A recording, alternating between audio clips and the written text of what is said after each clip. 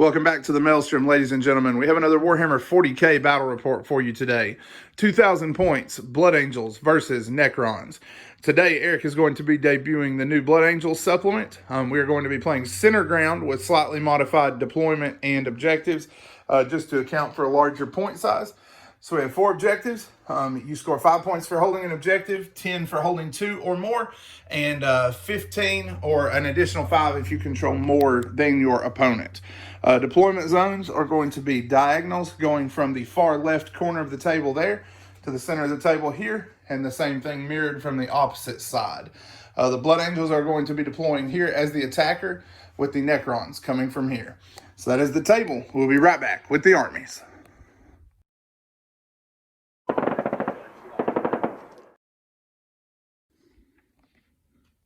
So today I will be playing a Blood Angels battalion.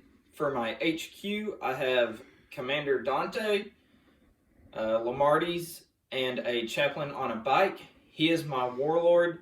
I have used Angel Exemplar to give him 2 warlord traits, and he also has 2 relics.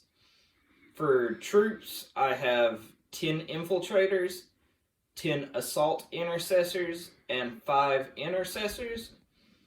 For elites, I have 10 Death Company with 1 Thunderhammer, and 5 Assault Terminators with 3 Lightning Claws and 2 Thunderhammers.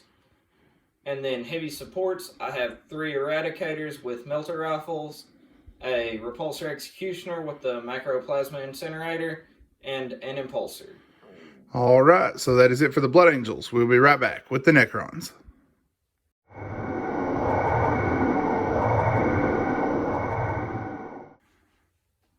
Next up, we have the forces of the Necrons. We're going to be playing Zarakan Dynasty today. To start things off, in our HQ slot, we have an Overlord with a Hyperphase Sword and a Tachyon Arrow. He's going to be our Warlord. He has the Sovereign Coronal for his relic, and then the Triarch's Will for his Warlord trait. He's backed up by a Technomancer with a Canoptic Cloak and a Phylacterine Hive and a Chronomancer. And then for our final HQ, we have a Scorpec Lord, and we have paid 2 CP to give him Enduring Will and the Nanoscarab Casket.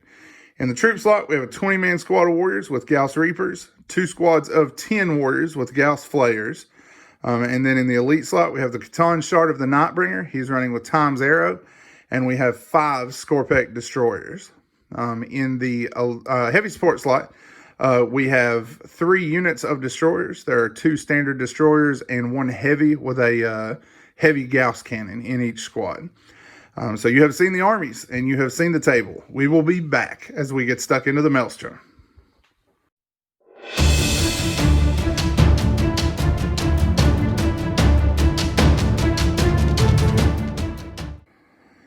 Deployment is complete. We'll let Eric walk down his Blood Angels first. So my intercessors are on this flank to try and hold objectives from the Necrons. My infiltrators are in my front field to hold objectives and try and stall the enemy, assault them, whatever I need done. And the rest of my army that's on the table is right here. All right, and you said you have assault intercessors in both tanks, correct? Correct. And then the Death Company down there, and then the Terminators, and what else was coming on? The Eradicators, right? Yep. Are coming on later. All right, Necrons are completely committed. We have our Scorpecs and 1 squad of Locust here, along with the Technomancer and the Scorpec Lord. We have 10 warriors, the Catan, and then the 20-man Reaper block. We have our Technomancer here, along with the Overlord, the other 2 squads of destroyers, and then finally on this flank, 1 of our warrior squads that's 10-man strong. So, for first turn, Necrons have a 6. Blood Angels, 6. 6. All right, this is becoming a tradition. Let's do it again. Necrons, 2. Blood Angels, 4. Who's going first? I'll take first turn. All right, Blood Angel Initialist action coming up next. So doing what Blood Angels do best, we move forward and manage to bring out a handful of warriors in front of the Overlord. The Death Company are going to charge into him in the ensuing assault phase. And my Repulsor fired into the Scorpecs along with the Intercessors, bringing down 2 and wounding 1. Yep, could not get anything on our saves or reanimation. Lost 9 guys to the fire here. Even through cover saves and everything, just could not make any saves. And these guys are in range of Canticle of Hate, so +2 to their charge. They're making it in here on an 11 against the Overlord. We're going to work that combat, and then we will be back. So my Death Company, did forget to mention I used Forlorn Fury to move them 12 inches before the first battle round started. They proceeded to knock the Overlord down and consolidated into the Cryptek and the Warriors. Yep, we did use, he did use a refusal to die. The Warriors put 3 wounds in the Death Company, but they shrugged all 3 on their Black Rage roll. And then the Overlord, we used Resurrection Protocols and got him back with 3 wounds. So that is it for Blood Angels turn 1. Necron response coming up next. All right, turn 1 for the Necrons is up to the charge phase. Scorpex took the Chronomancer's bonus and moved forward, but we're still unable to make any combat here. We did kill off 3 of them, however, probably would have made the combat without doing that, but we did want to get some shooting damage through. These guys moved to the flank, took extermination protocols, fired their 2 Gauss cannons here, and killed off 2 Marines. Transhuman Physiology kept the rest of them in the fight. The Gauss Destructor fired here. It was the only Destructor to score a hit and a wound on the Executioner this turn, but did big damage along with the Overlord's Tachyon Arrow, which rolled a 6 for its damage. They were able to bring this thing down to 5 wounds for the turn. The rest of our firepower that maneuvered around here, we fell back with the Reapers and the Cryptek. Between him and Living Metal, we were able to heal the Overlord back to full wounds. And then our shooting plus our Catan powers, Time's Arrow took out a Death Company. Gaze of Death took out 3.5, right? Yep. Did 7 mortal wounds with Gaze of Death. And then we killed off a couple of infiltrators back here. So now the Catan is charging here. We failed our charge here despite the reroll, failed with the Scorpec Lord. Couldn't get anything to land against these guys. So we got this one combat to work, and then we will be back. All right, the Catan did what he does well and squashed the 2 Death Company before moving back towards the rest of the Blood Angels. So that is it for turn 1. Blood Angels response coming up next.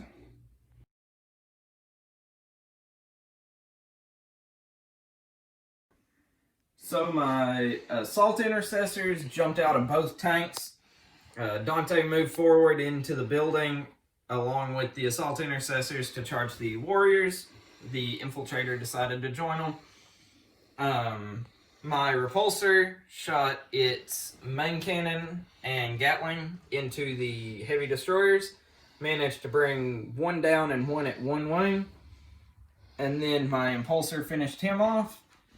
And my Chaplain and Lamarty's move forward. They're assaulting the Warriors with the bike, and Lamarty's is charging the Catan. All right, so we got a lot of combats to work, and then we will be back. So my Assault Intercessors, Infiltrator, and Dante just cut straight through the Warrior Blob. Lamarty's managed 2 wounds out of the Catan. I failed to mention my Repulsor took 3 wounds out of him in the shooting phase. And then my Chaplain knocked a Joe or 2 down and took a wound in return.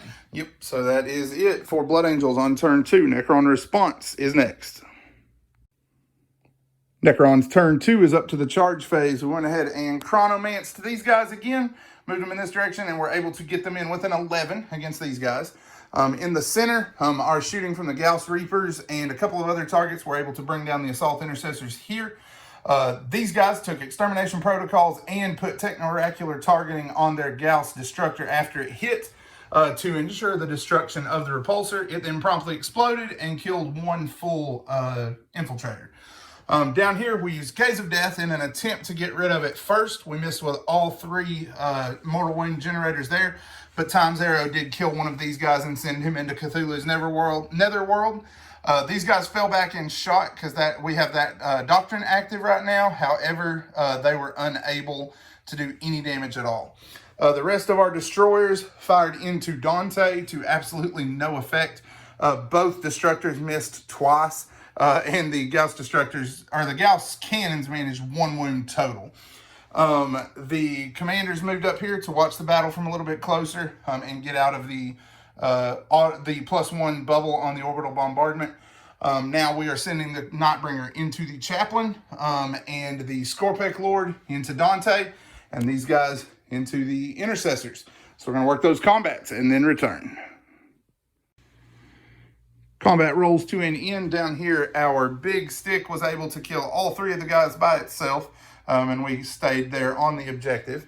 The Scorpec Lord was able to kill Dante, 3 wounds, and he had a point left for a reroll, but he failed all 3 4-ups, unfortunately. So Dante was cut down by the Reap Blade there.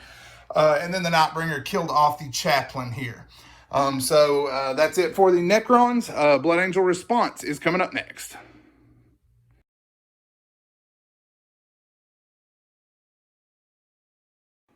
So my Terminators and Eradicators decided to show up this turn.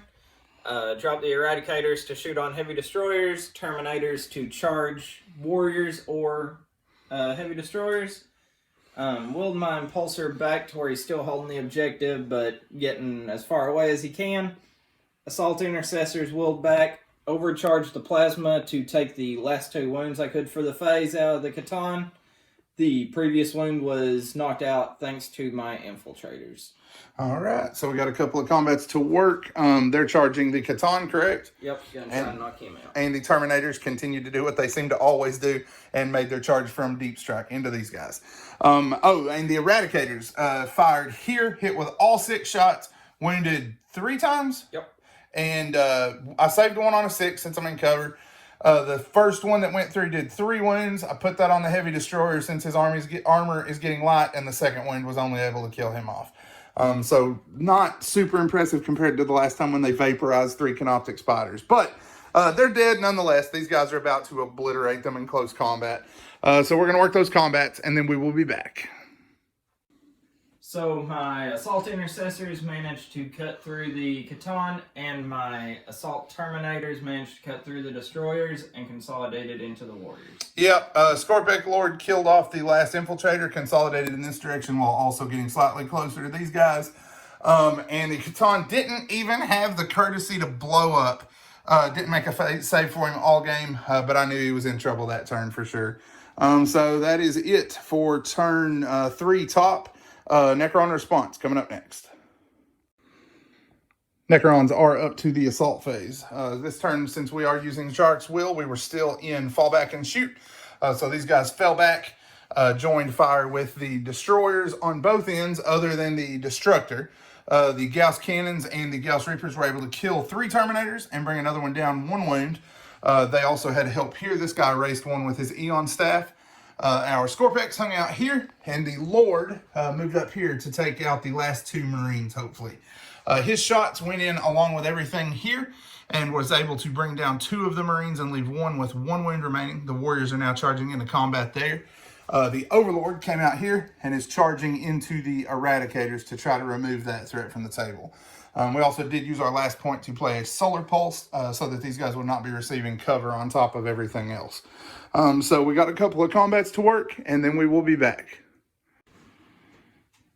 Combat rolls to an end. The Lord with his Hyperphase Glaive was able to kill 1 of the Eradicators, leave another at 1 wound, took no damage in return, and the Warriors were able to destroy their foe here, and the Scorpec Lord cleaned his guys up as well. At that point, the game going into the end of the turn, including Assassinate and everything else, is tied 31-31, but it's just going to become a blowout after that with the Blood Angels having so little. So, hard-fought game. Really think with some reserves on turn 2 could have been totally different for the Blood Angels, but not a bad initial outing. A very strong performance against the Necrons. At the end of the day, though, that will be a Necron victory. So before this new Codex, I was feeling like Blood Angels were lacking a punch, but thank goodness I'm feeling the punch that they pack now. MVP, I feel like goes to my Death Company just for soaking up so much firepower and putting a hurting on him in the first turn. Really changed his battle plans and forced him to think. The Necrons performed very well against the Blood Angels. I was definitely worried early on in the game whenever he managed to get into close combat right off the bat with the Death Company. It is going to take some thinking when you play against them, especially in terms of screens. I did not even think that they were coming towards the Overlord, and if he had not reanimated on that 4+, I would have been in big trouble. Luckily, he did, and the Nightbringer did what he always does, and he put in serious work to drive back the Blood Angels assault once it was underway. If you enjoyed what you saw, make sure you give us a like and a subscribe. The people who have done that recently, the channel's been growing really quickly, and we are very appreciative and humbled by that. To all of you who are watching us, we really give you our thanks, and we appreciate everyone who has subscribed. Leave us a comment below if there's anything you'd like to see us try out in the future, whether it be new units, different missions, play styles, anything like that. We're always happy for your input. As always, guys, thanks for spending time with us today at the Maelstrom.